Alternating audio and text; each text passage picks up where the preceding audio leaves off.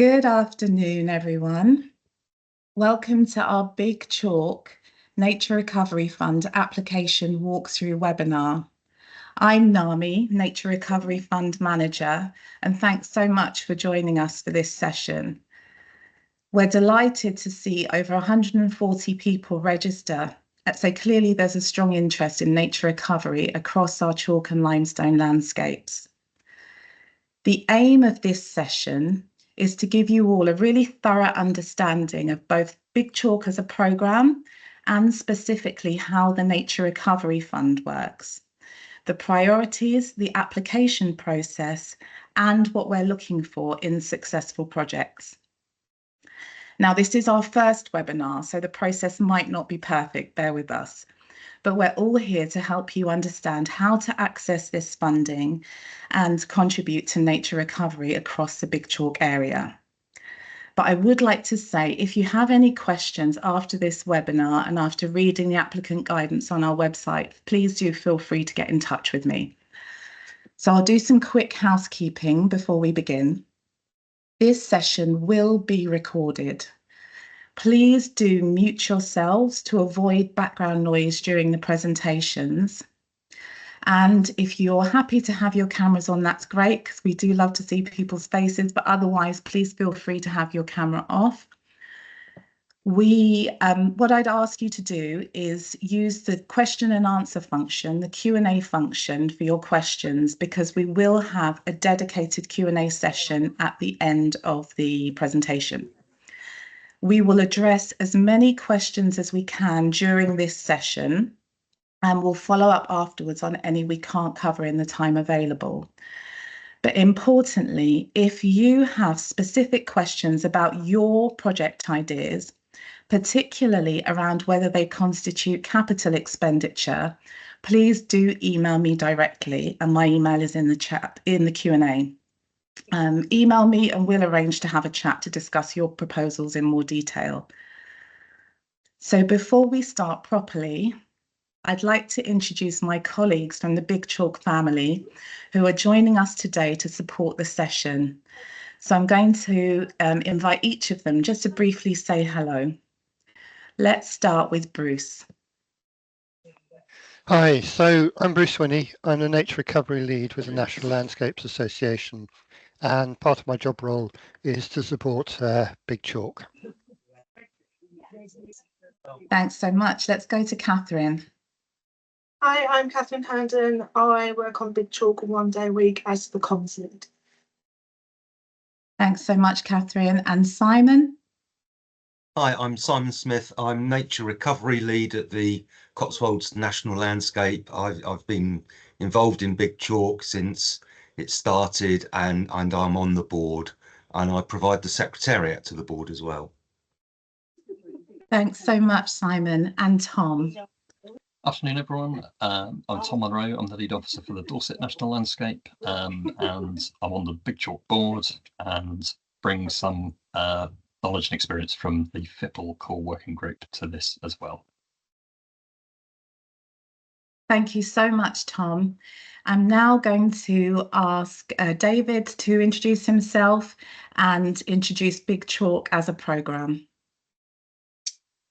Thanks, Nami. Hi, everybody. Dave Hockham. I'm the programme lead for Big Chalk, and I'm hosted by the National Landscapes Association.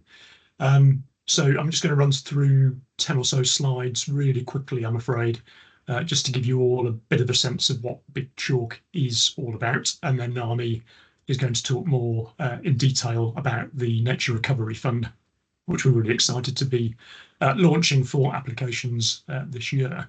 So, Catherine, if I could have the next slide, please. And the next. That's it. Thank you.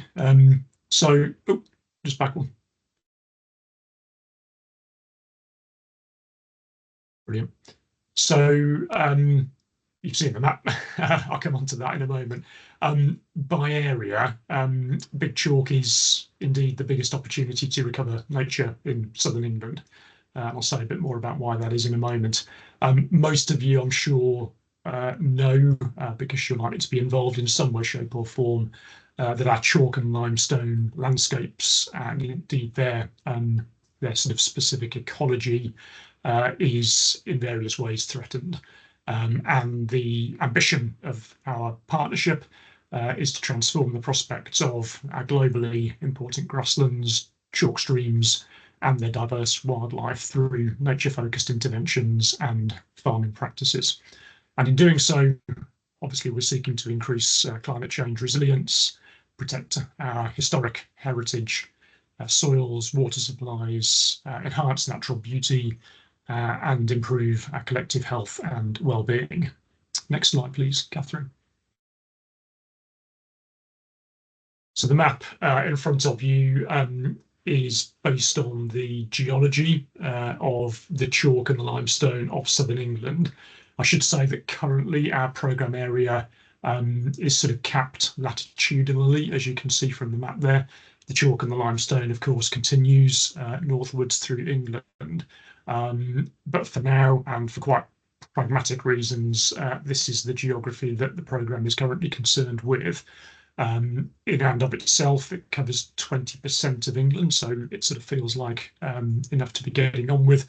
And it says there, around about a third of that area, which are the areas highlighted in slightly darker green on the map, are protected landscapes. And that's really the origin of the Big Chalk Partnership around about sort of 15 years ago.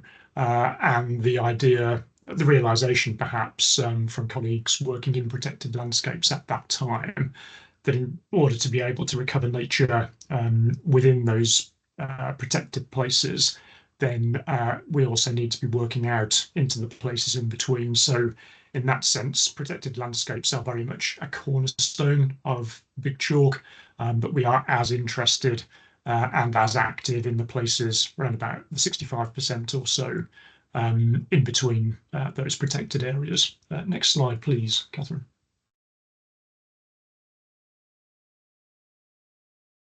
So as you'd expect, we have a sort of clear, we think, vision for these landscapes, and as a way of unifying our work as a partnership. And that is simply that we are looking for nature-rich chalk and limestone landscapes that benefit all of us. Next slide, please, Catherine.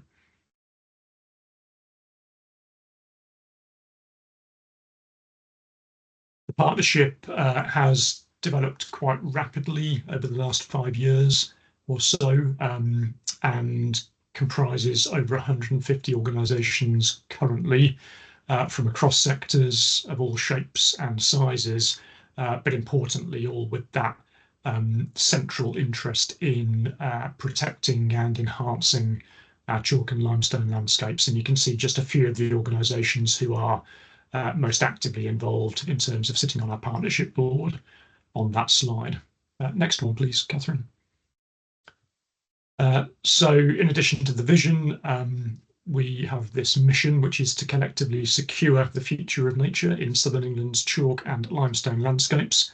And we do that through championing their global importance by uniting nature recovery expertise in restoring habitats and species, and as best we can, working with speed, scale and focus. And the Nature Recovery Fund is quite a nice example, I think, of how we are looking to live that mission.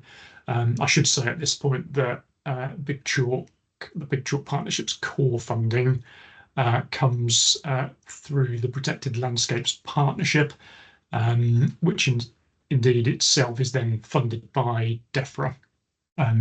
And we sit as almost as a sort of innovation programme within that PLP space, seeking to show how nature recovery can be catalysed and indeed coordinated across a geography that really hasn't been attempted, certainly in southern England, up until this point.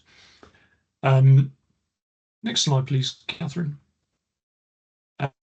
Just worth saying, I think, at this point that we see our role not as being a direct delivery organisation. That's really what many of you specialise in, rather doing what it says here on this slide. So looking to amplify the work and the efforts of our partners by championing and connecting their many and varied contributions, and particularly across administrative boundaries, by catalysing and targeting nature's recovery and public goods delivery wherever possible, the fund being a good example of that, helping create the conditions necessary for nature's recovery. And in that sense, we seek to inform and influence policy development as one example. And then also, really importantly, looking to close the feedback loop in terms of understanding the impact that we as a partnership are having. And as it says at the bottom there, we see ourselves operating in a space between national ambition for nature's recovery and sort of related areas of policy intent, but then very much ground up, site-based, often community-led initiatives to improve nature's recovery, and to try to do that in a targeted way, and ultimately one that is monitored and understood. And we're getting the best value from the resources that we're collectively putting in. Next slide, please, Catherine.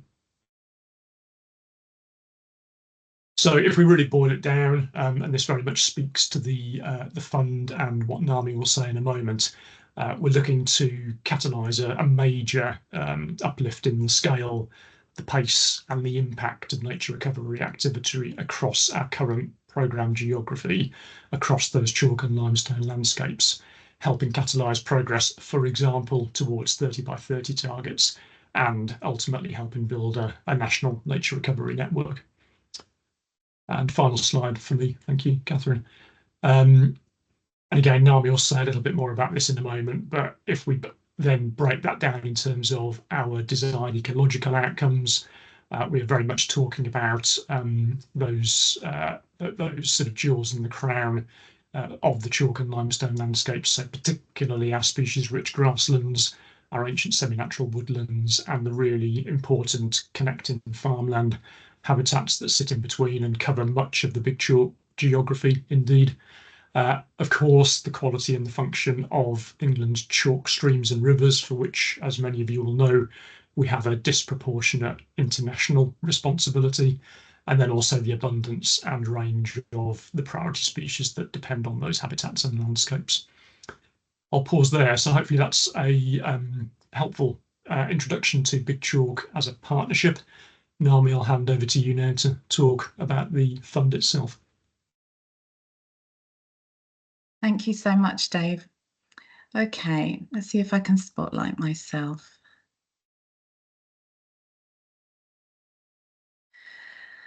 I'm going to run through the Nature Recovery Fund, which is why you're all here. So the Nature Recovery Fund is a new capital fund, and it's, as I said, it's our first time doing this via Big Chalk, so do bear with us.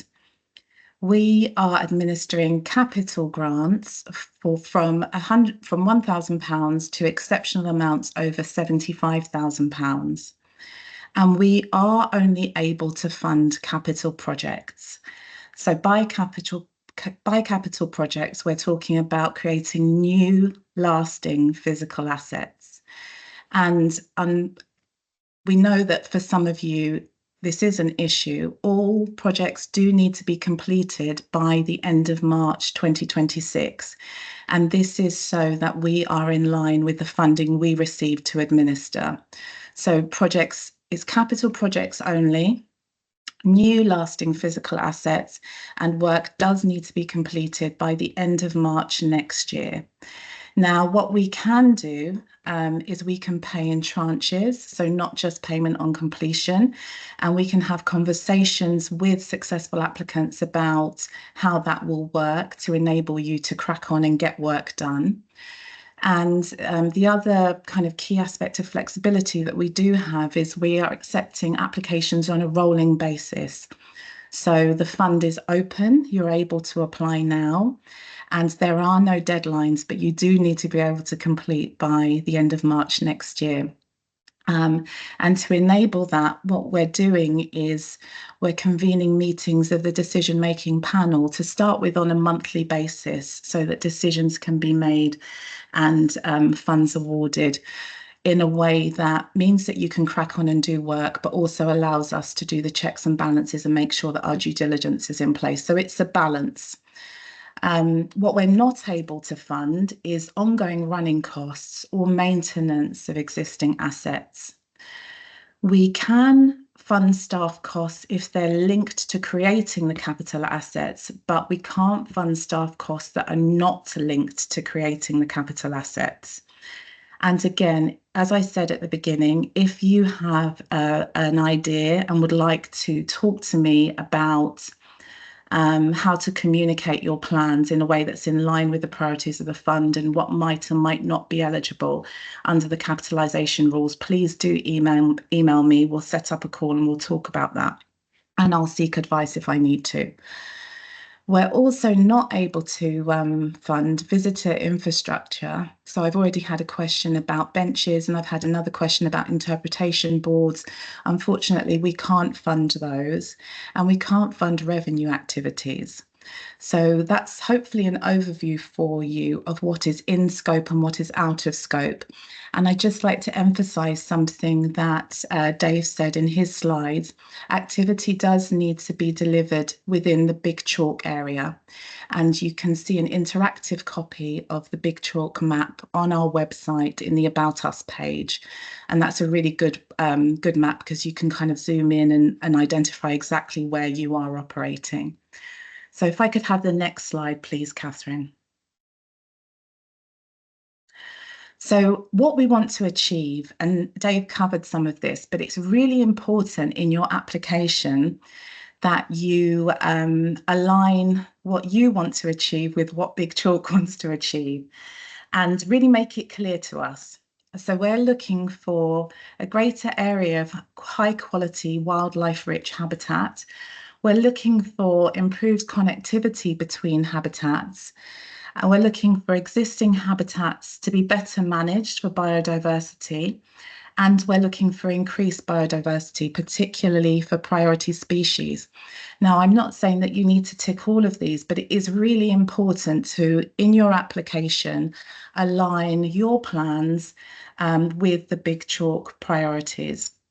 And as Dave said, we do have some focus habitats, species-rich grasslands, chalk streams, ancient woodlands, and wildlife corridors and connectivity projects. We're really interested in those.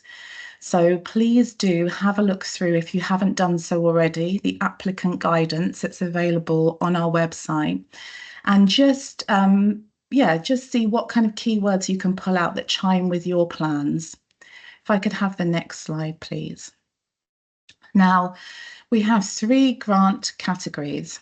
So for what we're calling small grants, which are applications up to £10,000, let's say, we have delegated authority. So we have the authority in the Big Chalk team to authorize those, to assess and authorize those applications.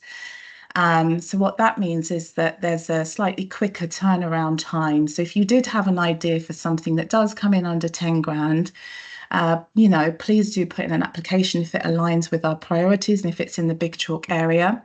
And if you've got any questions, contact me. And we've got some examples there. And this is by the examples are by no means limiting. They're just to kind of, get everyone thinking. So those are the small grants. We then have our standard grants. So anything over £10,000 will go to our expert panel. And Bruce and Simon and Tom on the call are members of the panel. And the panel really is made up of people who understand the sector and are experts in nature recovery. And they want to support excellent projects. They want to see impact. They want to help you make things happen. So we're very much taking an asset-based approach in that regard. And I've got some examples, again, by no means limiting the scope of your ambition, but just to give you a sense of what we might see. So those standard grants would be from £10,000 up to £75,000. Now, are we accepting applications for projects that are valued at over £75,000? Yes, we are, but they will be exceptional. So there won't be many of those grants awarded because of the total size of our pot. And because of the because of the amount of funding we'd be awarding, there will be enhanced assessment. So those assessments will take a lot longer, or will take longer, and there'll be more to and fro between me and you, the applicant, understanding more about your organisation, financial processes. There'll be an enhanced level of due diligence. So that's not to put you off if you did have a big project in mind, but what we'd be looking for potentially in order to award funding at that level might be multi-site projects, certainly partnership work. We're very keen on seeing partnerships, landscape scale connectivity, and really innovative technology. So we really are looking for projects at above 75k to demonstrate transformational impact, which will help us justify, why we've awarded funding at that scale. So we'd like to encourage applications for all 3 levels of grants: small grants, standard grants, and exceptional grants. Again, if you have questions I'm not answering in these slides, please do email me and we can talk about things. Now, there might be the case that you submit an application and actually we conduct an assessment in-house, and I come back to you and I say, well, from our point of view and in line with our priorities, we feel that these elements, A, B, C, and D, would qualify as capital, and we would consider supporting them. However, these to us are revenue or fall outside of our scope. So don't be surprised if you put in an application, if I contact you and ask you some more questions, and if there's kind of a dialogue. Really, it's about starting a serious conversation about whether or not we're able to support your project. If I could have the next slide, please. So all applications will be assessed at every level, and they will be assessed according to this framework. So we're looking at, we will score applications, and applications will be scored according to project outcomes. So how the proposed nature recovery impact links to our priorities. So that's why it's really important that you tell us that you are clear, that you understand what Big Chalk priorities are, what the priorities of this fund are, and how your work aligns. If we have to go and dig for it, we might not find it. So so just be really clear. And if you have any questions about that, contact me and we can kind of work that out. Strategic value and connectivity. Measurable benefits. So we are looking for you to have thought through and communicate to us what the measurable benefits of a grant would be. And we really are looking for innovation and partnership working. So if you feel like your idea is innovative, tell us why. And if you're working in partnership, and it doesn't need to be there doesn't need to be a formal partnership agreement. If there is, let us know. But even if you're in dialogue with or consulting with another organisation who is providing, say, guidance, strategic support, whatever it is, tell us who you're working with and who you're talking to about this work and what their level of involvement is, because 40% of your score will be related to your answers to these questions.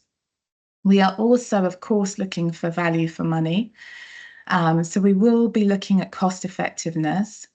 Where you are applying for items that cost over £5,000, you will need to get 3 competitive quotes, and I will need to see those quotes.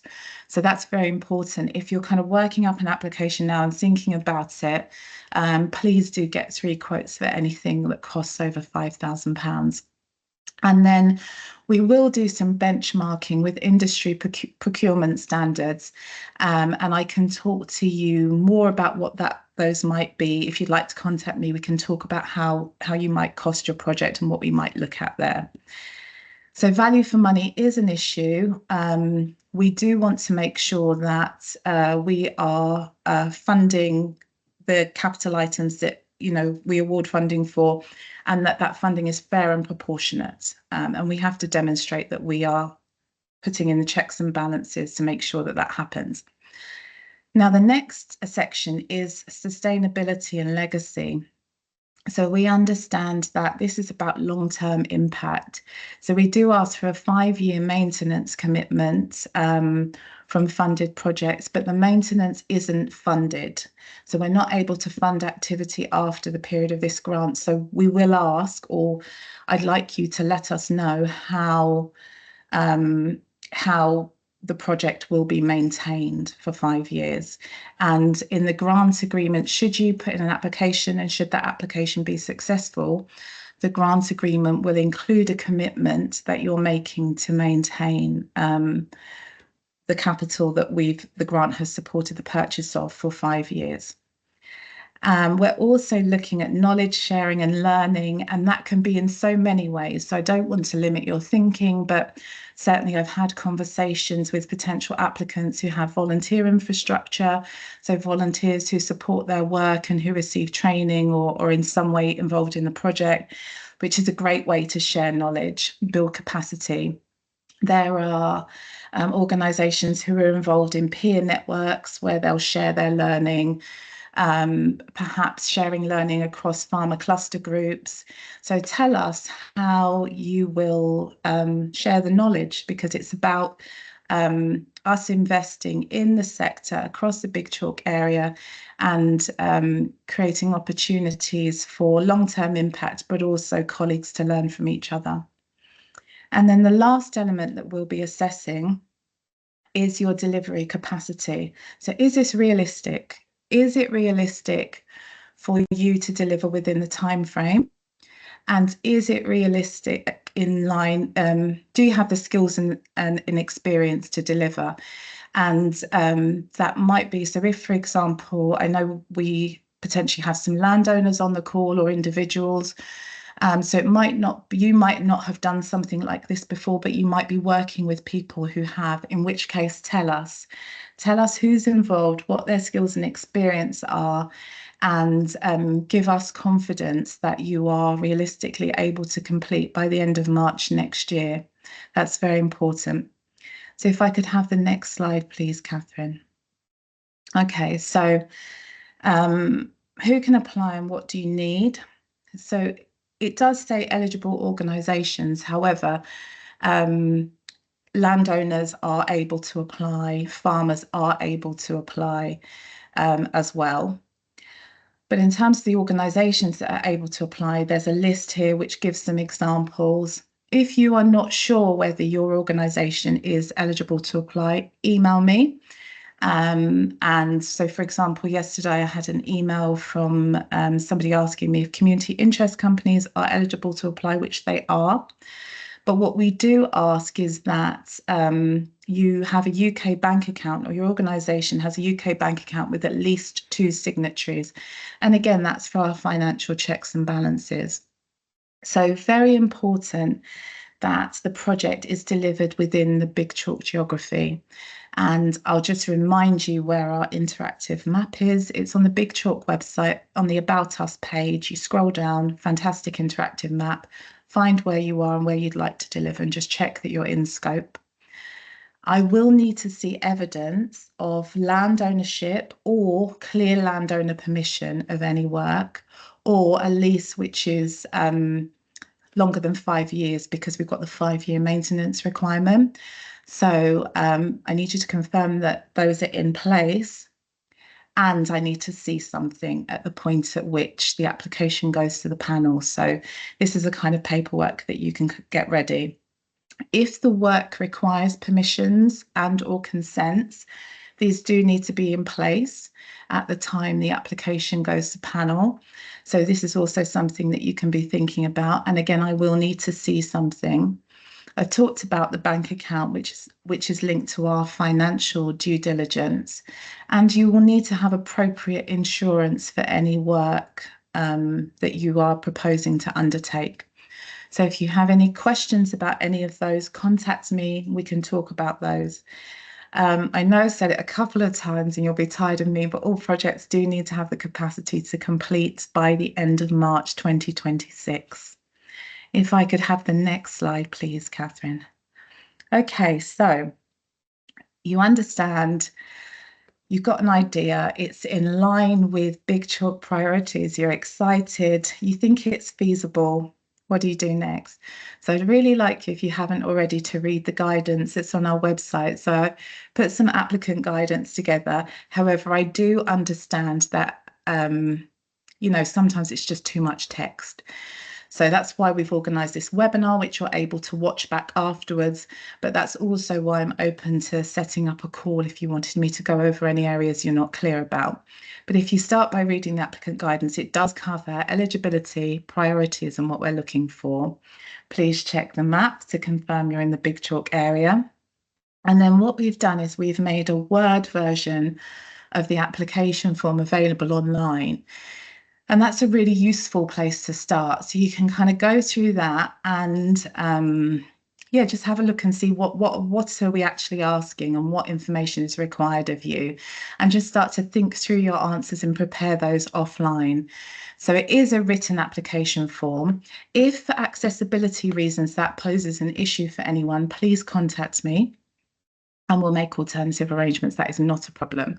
But in the first instance, it is a written application form.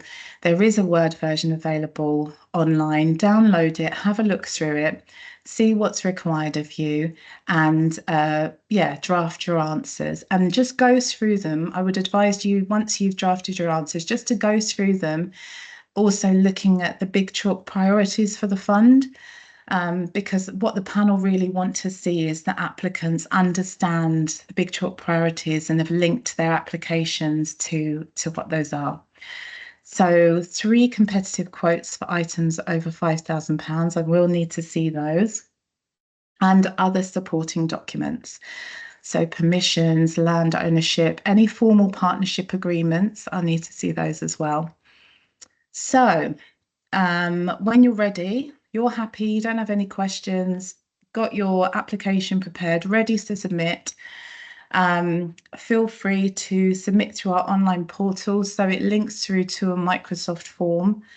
And if you have any issues with that, please do contact me. So don't email me Word documents in the first instance. Please do use the online form.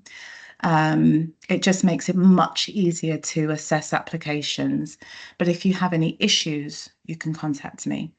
As I said, it's a rolling assessment, so there are no formal deadlines. However, the fact that you have to have completed the work by the end of March probably means that those of you who are seriously thinking of applying are planning to do so quite quickly. And I suppose it might be useful for you to know that the panel, the decision-making panel, are meeting, I think it's the 23rd of this month, but I'll double check the date. They're meeting towards the end of September, and then they'll be meeting 4 weeks later in October. So, and we're yet to set, I think we're yet to set a November meeting, but we are meeting on a monthly basis in the first instance, so we can kind of get things going. But if, for example, you were wanting to start work towards the end of October, you really want to get your application in time to be considered by the September panel, if it is for a project over £10,000, remembering that if your proposal is for a project under £10,000, we can assess that in-house. So, so hopefully that information is useful. Do apply when you're ready. And if you're talking about a large project, so certainly something over 75k, or if it's a complex project and you'd really value running it past us, so either myself, Dave, or panel members, please get in touch with me. I've already had a number of conversations with potential applicants, and I'm also happy to have a conversation with you if you'd like to.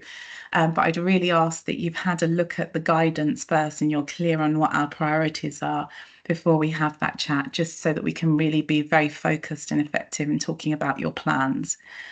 So if I could have the next slide, please. Right, so some reminders and next steps. The March 2026 deadline is absolute. Capital expenditure only. So we're talking about creating new physical assets. There is a 5-year maintenance commitment, which we've talked about, and that maintenance is not funded. So the asset's funded, but the maintenance is not funded. So we need to have an understanding about how things will be maintained. And that nature recovery focus linked to Big Chalk priorities is really essential. So please really spell that out in your application. I've talked to you about where the materials are. I've encouraged you to contact me if you'd like to have a conversation, particularly around larger projects. Now, I suppose the other thing to bear in mind is that the Big Chalk internal team is quite small, and in terms of oversight of the fund, it's just me. So I have had a couple of emails to say, can I talk to you today or can I talk to you tomorrow? And that may or may not be possible. There might be a delay between you contacting me and us actually setting up the call, and that is just capacity. So I'd ask for your patience there. But if you contact me, we certainly will start that conversation. And I think moving to the next slide, that might be all from me. Yes, so thank you so much for attending today. We will take questions. There are some in the Q&A, but I'm going to hand back over to Dave now. Brilliant. Naomi, thank you so much. I think that's hopefully answered lots of the questions that people will have had coming into this. But yeah, as you say, there's also quite a few questions that have been posted.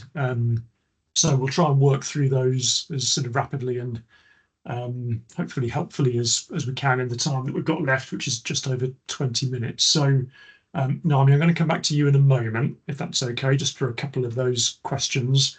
But just to address the very first one and then one related to it. So the question was around what's the geography, which counties are included, and I think Bruce has sort of clarified that in response to that first question. As Naomi said, you can go on to the Big Chalk website and the About Us page on that website, and at the bottom of that you'll find a interactive GIS-based map where you can zoom in and in quite some detail actually just explore the Big Chalk programme area. It's based around the high carbonate content soils covering the chalk and the limestone geology with a 1 kilometre buffer. So that's how the programme area was originally established, and therefore that's the area that we're interested in.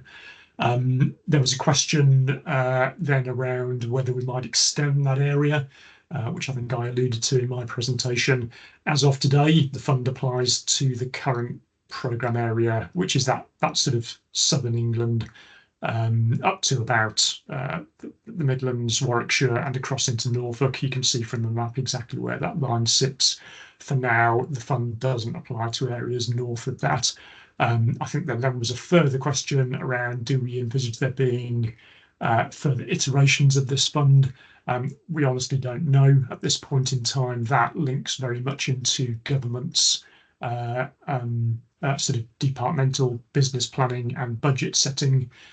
Most of you will know that will be playing out over the coming months for the sort of 3-year period from 2026 onwards. Our job this year is really to do the best job we can in dispersing the around £750,000, which is in this particular capital fund, and ensure that collectively we can deliver as much impact as we can for that investment. So watch this space, both in terms of whether there will be additional related funding in subsequent years, but also then in terms of how we might evolve the programme geography from the point of view of our nature recovery sort of principles and ambitions. Clearly, it doesn't make a huge amount of sense to stop latitudinally, particularly when we think about the implications of climate change, shifting climate envelopes for particular species and assemblages, etc. So it is a live conversation. It is one that we will be returning to, but for now, just to be really clear, the fund applies just to the current programme geography. So hopefully that clarifies those related points. Naomi, would you mind just picking up then on a couple of questions? One, which is around staff costs. Does that include project management of the capital delivery? And then also, would we look at external contractor contribution and time being a similarly eligible cost as per staff time? So if you wouldn't mind just picking those two questions up, please, Nami. Absolutely. I'd also just flag, Dave, that we have a hand up from Angus Dalton. So I will give those answers, but if we could then invite Angus to unmute when you're ready. So the first question you asked me is about staff costs, project management costs of the capital delivery, and whether those can be covered. Is that correct? Yes. Yeah. So my understanding is yes, if they are proportionate and directly related to the capital, to the management of the delivery of those capital works. So we understand that contractors or whoever's doing those works can't necessarily manage themselves. There is an element of project management, but that would need to be proportionate and directly linked to the capital works. Similarly, with the payment of contractors, Dave, was that sorry, because I just can't see the questions. Was it contractors who were directly doing the work? Yes. Yes. So yes, those costs can be put into the project budget because those people are directly involved in the capital work. Thank you, Nami. I think that's pretty clear on both counts. Angus, yeah, can we come to you in that case? Sorry, I didn't see your hand. Would you like to come off mute and ask your question? That's all right. Right, I think I'm off mute. Given that your priority is grassland, or one of your main priorities is grassland restoration, I can't see, we've got basically 150, 200 acres of grassland restoration that we'd like to do. But how are we going to do that by the 31st of March, given that we won't even have an okay by the 1st of October? So I'm going to ask probably either Simon or Tom to come in on this one, if that's okay. Simon, Tom? I'll go first, and then Tom can correct me. It's about the spend has to be in year. The benefit will, of course, with any ecological development will accrue over time. So, for example, if you were buying a bit of machinery or investing in infrastructure to get the grazing right in the future, or maybe buying those grazing collars, 101 other sort of capital things that you can do to get a good ecological extensive grazing program in place, you need to undertake that spend, apply it, buy the kit, and the ecological benefits. It's not reasonable to expect those ecological benefits to accrue in year. So it's about buying the kit and doing the work in year, and then the benefits are accruing over time. Doesn't restore my grassland, no? Sorry? Okay. Yeah. I'm struggling. You'd be good for autumn or spring sowing if you're chain or tine harrowing and overseeding. You'd be good for funding that work this autumn, or doing a spring seeding. A very, very early spring seeding, really, in March. So yeah, if you're doing the classic grassland. So if I bought all the grass seed, yeah, is grass seed counted as a capital expense? Yes. Okay, so if all the grass seed was purchased but not in the ground, yeah, that's something we would have to explore offline. Well, because it's not going to be in the ground by the 31st of March, is it? You're not going to give me the okay for it before 1st of October. So Angus, leave that with us. You can sow in October, but yeah. Yeah, leave that with us, Angus, and we'll discuss it as a panel. And I completely get that the timing of this fund doesn't enable some operations to happen easily before the 31st of March. We hope it'll be continued into the next financial year, in which case, we should be up and running earlier in the financial year. Right, I think we're going to have to talk then, yeah. Okay, right. Really good question, Angus. And yeah, as Nami and others have alluded to, we always knew that this doing the fund or setting the fund up in this first year was going to have some real constraints, unfortunately.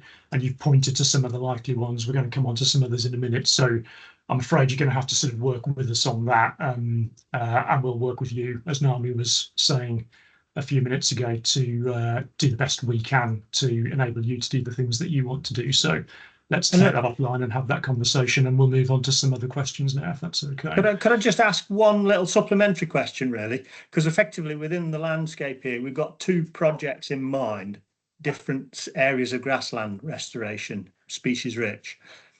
Could two applications go in from the same business?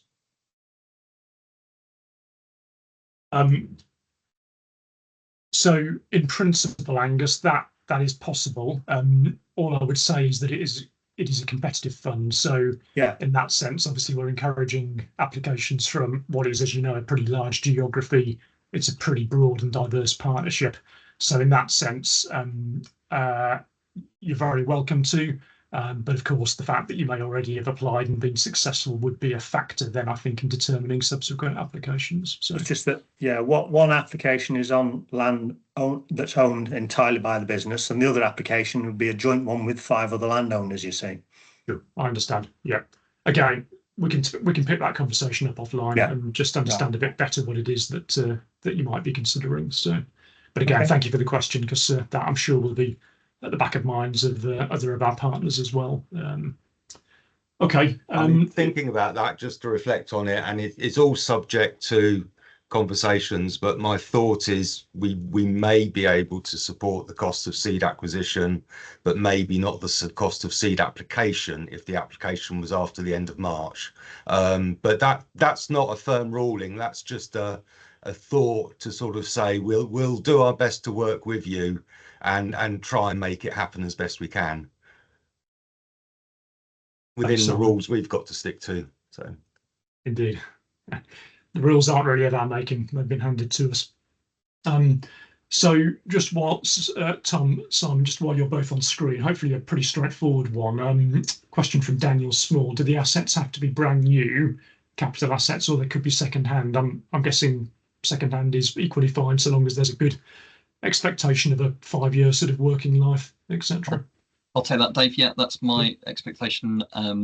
It's value for money is one of the key criteria for assessing applications. So proving value for money is one of the tasks applicants have to do, and using second-hand machinery, it's worth doing some benchmarking about what other prices are out there for the same piece of kit, and it's also worth proving that it has that longevity. Brilliant. Hopefully that's clear. Dan, thanks for the question. So Seb Taylor, you asked about work on chalk streams, rivers, and what we know is potentially an issue in terms of EA permits and related sort of consents, etc. Sort of as per the previous conversation, we do have a sort of fixed window in order to spend this money and for the activity that's being supported to be done. I think, therefore, that makes it highly likely that in the case of things like in-channel works on chalk streams and rivers, we're probably looking at only supporting work that's already essentially good to go, including the consenting arrangements around that. I don't at the moment see that we have a way of avoiding or mitigating, as you say, the prospect of what's essentially new work then taking maybe 6 or more months to be agreed, consented, etc. That would take it well outside of our implementation window. So I think for this iteration of the fund, at least, we are talking about helping mobilise projects that are close to being good to go, and maybe providing that last element of top-up capital funding that you need to get the work underway. So that's probably not the answer you were hoping for, but I'm afraid, again, it is a fact of the scheme rules that we've been handed. So hopefully that's clear. In terms of okay, a question which I'll probably just take quickly from Kate. Kate Jury, hi, nice to have you, Kate. and why we're not including visitor infrastructure and interpretation. So it's not that it isn't construed as capital expenditure, just to be really clear about that. It's simply that we've not prioritised it as something we want to spend money on through this particular iteration of the fund. So as Naam has already set out, the idea is to achieve as much impact for nature's recovery as we possibly can, and therefore we've selected that sort of mix of habitat types, species, related species assemblages, and then Naomi gave you some examples of the types of activities that would ultimately facilitate improvements in habitat condition, extent, connectivity, etc. So yeah, it's not that that couldn't be capital expenditure. Clearly, it could be. It's just that we've not prioritised it for this fund or this iteration of it anyway. Tom, I'm going to come to you for the next one, and you can say whether you want to pass or not. So, question from Caitlin Coombs: do we think that, I'm thinking about whether FIPL might help provide the answer here, do we see the grant being stackable with green finance funding streams such as BNG and or Woodland Carbon Code? I think that's something we will definitely have to clarify, Dave, but my feeling is that it is stackable with at least some of those funds. So the hunch is yes, particularly if they're non-government sourced, but we will have to go away and clarify that one. Yeah, okay, Tom. I should say, if you're getting some background noise here, it's actually decided to rain in Cambridgeshire for probably about the first time in, I don't know, 3 months or something. So we've got quite a heavy shower going on at the moment. Bruce, I'm going to come to you next, if that's okay. So a question from Martha Henson, noting that urban habitat's not mentioned in the sort of priority habitats list, and how that might play, for example, where you've got a chalk stream that, say, originates on the chalk downs nearby and then runs through an urban area. So how would we think about that? Well, I would think so. We know chalk streams are really important, and if you've bearing in mind the potential EA licenses and things, but if we can get the work done, I think they'd be absolutely eligible. It's an important really important habitat, priority habitat for us, and also it's all involved in connectivity, and so there's no reason why work on chalk streams in urban areas should be excluded. I agree. Thanks, Bruce. Yeah, so hopefully, Caitlin, that's clear. Question from Chloe Hausman, which I think we've addressed, which is around yeah, having space to reseed and plant, etc. So hopefully we've already answered that for you, Chloe, but please come back to us if not. We've answered the question about future iterations of the fund, currently unknown, whether an organisation can apply for more than one location. Simon, so question from Robert Moore. Are we willing to consider funding species reintroductions? Question mark. Yeah, it's one of the good things about this capital fund compared to some of the others is that it does include activity that's focused at species. So species introduction, so that could be also a wide range of measures. Introductions themselves, in theory, yes, I can see two potential tripwires. The consenting period can be quite lengthy for that, and also the costs associated with species introductions are frequently sort of revenue heavy rather than capital heavy.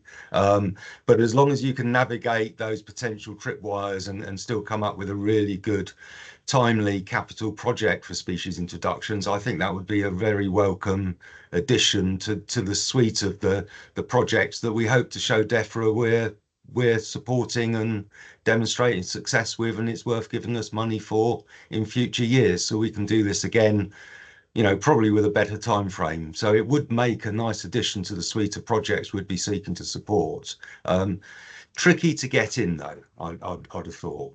But yeah, good luck with that. And again, talk to us. Yeah. Yeah, I'd echo that. Definitely want to come and talk to us about, but as Simon says, in principle, absolutely something that we could consider. Naomi, I'm going to just ask you to come back on camera, just for, I think, probably what will be the last few questions now.